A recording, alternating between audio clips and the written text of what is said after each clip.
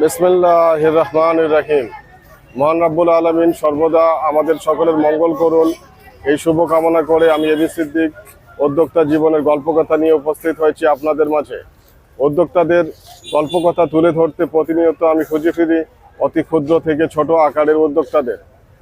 এর ধারাবাহিকতায় আজকে আমি এসেছি ফুডি রেস্টুরেন্টে। সেই রেস্টুরেন্টের লোকেশনটা হচ্ছে green city model town, Mohammadpur, Dhaka. আরও এক্স্যাক্টলি লোকেশন বলতে গেলে মোহাম্মদপুর চন্দ্রিমা মডেল টাউনের অ্যাভিনিউ 1 নম্বর রোড দিয়ে একেবারে শেষে নদীর ধারে আপনাদেরকে আসতে হবে। সুপ্রিয় ফ্রেন্ডস অ্যান্ড ফলোয়ার্স, যারা নদীকে ভালোবাসেন, প্রকৃতিকে ভালোবাসেন, প্রকৃতির সান্নিধ্য পেতে রোমাঞ্চ ফিল করেন, তাদের জন্য foodie is the best place. আমি আপনাদের ফুডি রেস্টুরেন্টের ভিতর বাহিরটা, পরিবেশটা কতটাই মনোমুগ্ধকর তা আমি আপনাদেরকে ঘুরে ঘুরে দেখাবো। আসুন আমরা পুরো ভিডিওটাতে দেখি ফুডির পরিবেশটা কীরকম এবং ফুডির আশেপাশের পরিবেশটা কীরকম।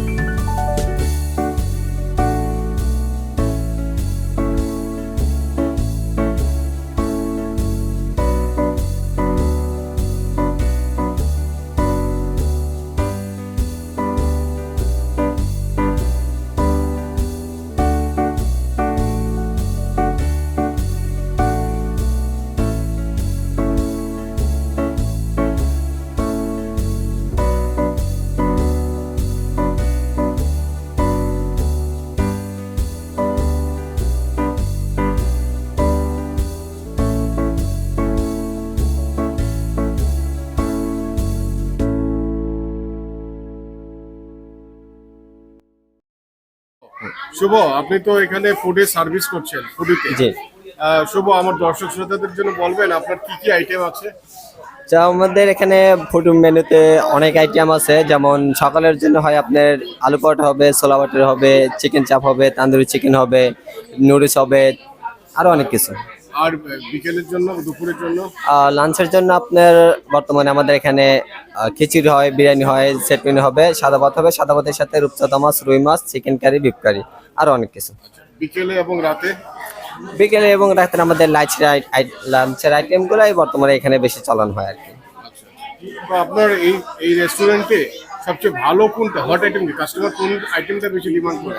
যে আমাদের এখানে কাস্টমার লাঞ্চের টাইম আর কি বর্তমানে খিচুড়িটা আর খিচুড়িটা সেট বেশি মেনুটা। prefer করে? হ্যাঁ হ্যাঁ, আর কি? যেমন খিচুড়িটা যায় লাঞ্চের জন্য, সাদা ভাতের সাথে রূপচাঁদা মাছ আমাদের এখানে বেশি যায়। বেশি চলে? জি, ওকে ওকে ভাইয়া, থ্যাংক ইউ। ঠিক আছে, ওকে। আপনারা খাচ্ছেন কিন্তু খাবারের মধ্যে একটু ডিস্টার্ব করছি, আচ্ছা, সমস্যা কিছু নেই। যদি মনে না করেন আর কি। না না, সমস্যা নেই। আমি ভিডিও করছি তো, আমার যারা ফ্রেন্ডস এন্ড ফলোয়ার্স আছে তাদের জন্য একটু ফুড গুলো নিয়ে রিভিউ নিতে চাই। আচ্ছা বলেন, সমস্যা নেই। আপনি কি এখানে প্রায় আসেন? না, মাঝে মধ্যে আসি। মাঝে মধ্যে আসেন? কেমন লাগে এখানে খাবারগুলো? না, খাবার খুবই ভালো, টেস্ট সবকিছু মিলে খুব ভালো লাগে আমার কাছে। আচ্ছা, তো এখানে আপনি যে খাবারটা খাচ্ছেন আপনার কাছে প্রাইসটা কিরকম মনে হচ্ছে? টেম্পারেচারটা সবকিছু মিলে রিজনেবল আছে এবং সবকিছু ঠিক আছে, পারফেক্ট। ঠিক আছে, আপনি আপনার ফ্রেন্ডদেরকে রিকমেন্ড করবেন ফুটিতে আসার জন্য? হ্যাঁ, অবশ্যই রিকমেন্ড করবো যে আসুক, আসি দেখুক, টেস্ট করুক খাবার এবং সবকিছু কিরকম, পরিবেশটা খুবই সুন্দর, তাই আমার মতে এখানে আসা উচিত।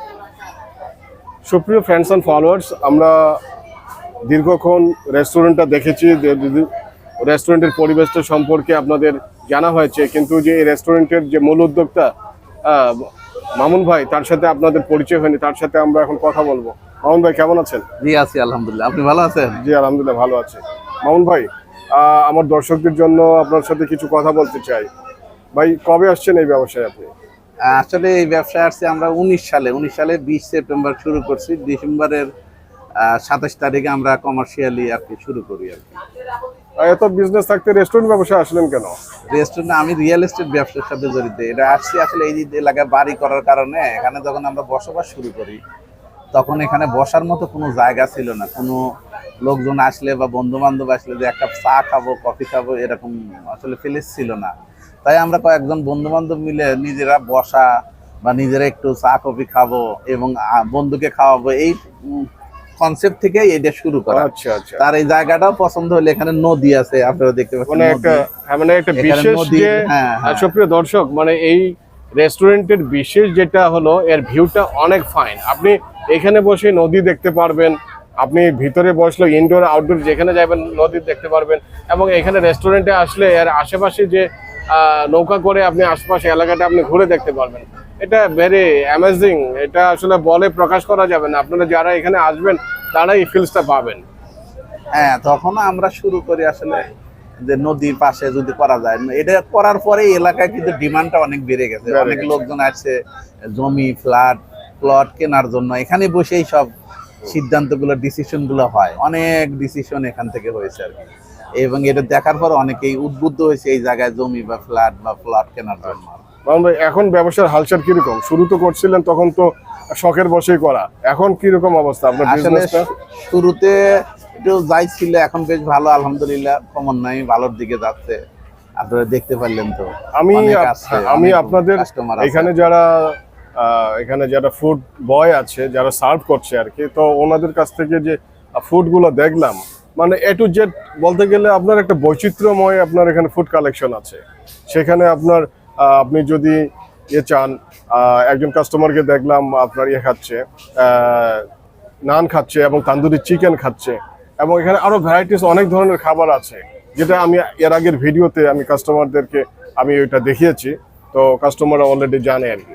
তো আপনাদের আইটেমগুলো যারা লাঞ্চ করতে চায়, ডিনার করতে চায়, স্ন্যাক্স করতে চায়, যারা ফুচকা খেতে চায়, ভেরি অ্যামেজিং আপনার ডিয়ার ফ্রেন্ডস অ্যান্ড ফলোয়ার্স। উনি এত সুন্দর করে এতগুলো মেনু নিয়ে কাজ করছে, আসলে এটা অনেক সাহসী ব্যাপার। এতগুলো মেনু সামলানো আসলে অনেক কঠিন। তো আপনাদের ভবিষ্যৎ পরিকল্পনা কি মামুন ভাই? ভবিষ্যৎ পরিকল্পনা, এই ব্যবসাটাকে যেহেতু সবার মাঝে এটা একটু পরিচিতি পাইছে, সেই হিসেবে এটাকে ধরে রাখার, কোয়ালিটিটা ধরে রাখা। আর আপনি বললেন যে মেনি আইটেম, আসলে এখানে আমাদের বাংলা এবং চাইনিজ এবং ইন্ডিয়ান সব ধরনের খাবারই পাওয়া যায়। এবং এর গুণগত মান ধরে রাখতে আমাদের অনেক কস্টিং করে যাচ্ছে এবং জি। লোক বলে বেশি রাখতে হচ্ছে। আপনার বিজনেসের বর্তমান চ্যালেঞ্জ গুলো কি কি আছে? বর্তমান চ্যালেঞ্জ আসলে বিজনেস আমাদের আসলে ওই রকম নাই, সেটা আর্থিক সংকটটাই মনে হয় এটা Main আমার challenge. একার জন্য না, তো আসলে মানুষের হাতে টাকা না থাকলে তো মানুষ খাইতে চায় না। জি জি। এটি একটা সমস্যার মধ্যে দিয়ে আমরা যাচ্ছি, আশা করি যে সহসায় কেটে যাবে ইনশাআল্লাহ। আপনাদের ব্যবসা পরিচালনা করতে কি সমস্যা আছে? ব্যবসা পরিচালনা করতে প্রথম দিকে যে ধরনের সমস্যাগুলো ছিল ওগুলো আমরা ফাইন্ড আউট করে ওগুলো আমরা ওভারকাম করেছি, আমরা ওগুলো ফাইন্ড আউট করে ওই সমস্যাগুলো সমাধান করে ফেলছি ইনশাআল্লাহ। এখন আর আমাদের ওই রকম সমস্যা নাই বললেই চলে। আপনার যারা নতুন আসবে বিজনেসে, রেস্টুরেন্ট ব্যবসা করতে চায়, হ্যাঁ, তাদের কোন বিষয়গুলো আপনার মাথায় রাখতে হবে যে রেস্টুরেন্ট ব্যবসা শুরু করতে গেলে মিনিমাম এই বিষয়গুলো মাথায় রেখে ব্যবসায় আসা উচিত? নতুন যারা আসবে তাদের আসলে যেই বিজনেস করুক সেই বিজনেসের উপর তাদের একটা বাস্তব ধর্মী জ্ঞান থাকা দরকার। সেটা যে করেই হোক, জি। সেখানে কিছুদিন সে চাকরি করুক অথবা এর সাথে যেভাবে হোক লেগে থেকে একটা অভিজ্ঞতা নিয়েই এই ব্যবসার মধ্যে, যে কোনো ব্যবসায়ী হোক, আসা উচিত। বিজনেস হোক, রেস্টুরেন্ট বিজনেস হোক, আর যে কোনো ব্যবসায়ী হোক, সে জানি এটার একটা অভিজ্ঞতা অন্ততপক্ষে মিনিমাম অভিজ্ঞতাটা থাকা দরকার যে কোনো লোকের জন্য। আচ্ছা, তো অভিজ্ঞতা জানলেন দর্শক, অভিজ্ঞতা থাকলে এই রেস্টুরেন্ট ব্যবসা করতে আপনার জন্য সুবিধা হবে।